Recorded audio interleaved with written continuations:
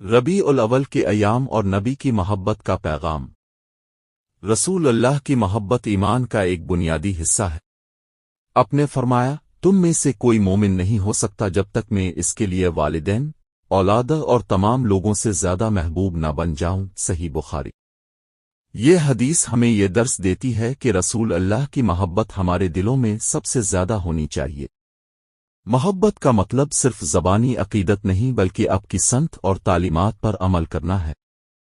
ربیع الاول کا مہینہ ہمیں یاد دلاتا ہے کہ ہم اپنی زندگی کو نبی کریم کی سیرت کے مطابق ڈھالیں۔ ہمیں ہر موقع پر اپنے اخلاق اور عمل کو بہتر بنانا چاہیے۔ نبی کریم کی تعلیمات میں ایک بہت بڑا حصہ دوسروں کے ساتھ حسن سلوک کا ہے۔ نبی کریم نے فرمایا، تم میں سے بہترین وہ ہے جو اخلاق میں سب سے اچھا ہے۔ صحیح بخاری۔ ہمیں اپنی زندگی میں اور خاص طور پر ربیع الاول کے ان دنوں میں اپنے رویوں اور اخلاق کو دیکھنا چاہیے۔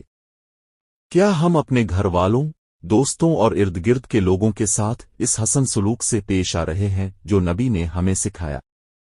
ربیع الاول کے ان بابرکت دنوں میں ہمیں اپنے معمولات میں نیکیوں کا اضافہ کرنا چاہیے، چاہے وہ نماز کا اہتمام ہو، صدقہ و خیرات دینا ہو، یا پھر کسی ضرورت مند کی مدد کرنا۔ نبی کریم نے ہمیں ہمیشہ دوسروں کے ساتھ بھلائی کرنے اور ان کی مدد کرنے کا درس دیا ہے۔ اللہ تعالی ہمیں نبی کریم کی سنت پر چلنے اور ہماری زندگیوں کو ان کی تعلیمات کے مطابق گزارنے کی توفیق عطا فرمائے۔ آمین۔